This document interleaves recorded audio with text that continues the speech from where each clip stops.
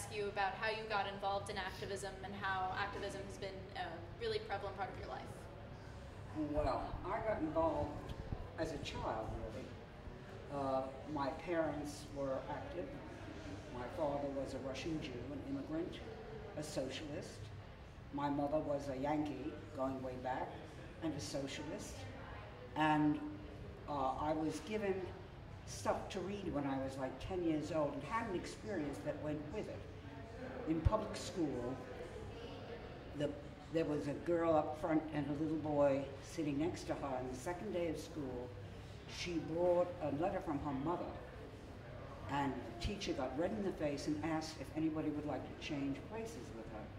It didn't take me long to realize that the boy she was sitting next to was black, and that the reason that she was asking to be changed was that she didn't want to sit next to a black boy. So I raised my hand. I was 7 years old, and that was my first act of resistance against the establishment. From that point on, I found there were many things to be active about. And today, God knows, there are many things to be active about. But being active, being part of a collective movement is such a wonderful thing, because it takes you outside of yourself, number one. Number two, you begin to understand that only when this wonderful mass of people are able to find justice will you individually find justice. And the way society is stacked up now, it works the opposite way, which is why everybody is so miserable. So it has become part of my DNA. I could not change it any more than I could change the color of my eyes. That's how I got involved. Wow, that's quite a story. I can't say that I have a similar experience, which is kind of sad, but that's not sad. It's sad that I didn't have, this innate need to be involved. But my mom is a union representative, so now I'm getting into the swing of things. So. But what would you say is one of your proudest or most satisfying moments as an activist? Well, there were many of them.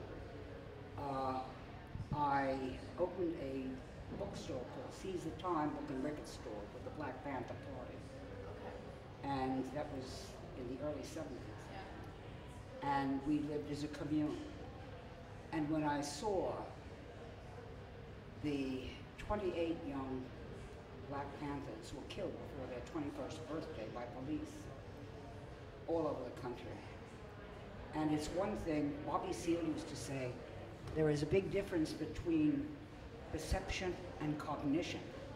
The difference is you can idealize something, and think about it and know about it.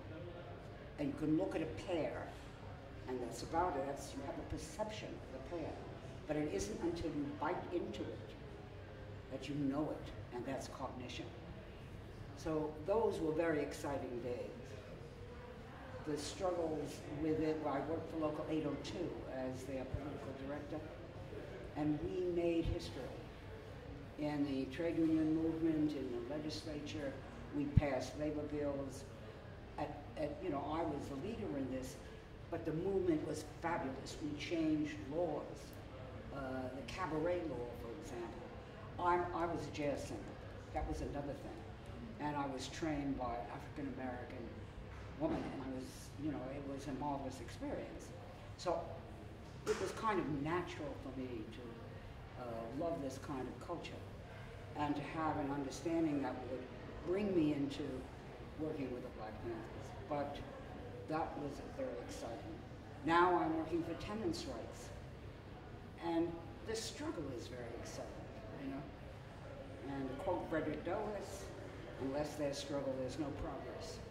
So there you go. There you go. All right. Well, thank you for taking this minute to sit down with me. I'm a singer too, so. Are you really? Yeah. So.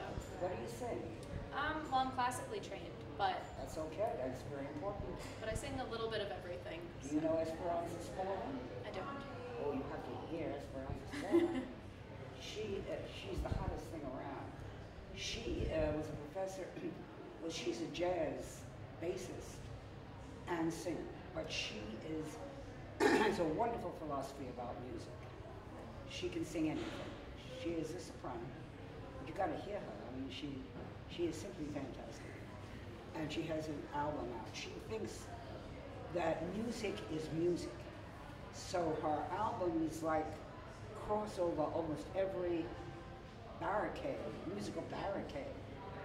And my son's a musician, and my late father was a musician. So I think that art also, by the way, is one of the very important ways to make an imprint on progress in the world. Good luck to you. Thank you so much.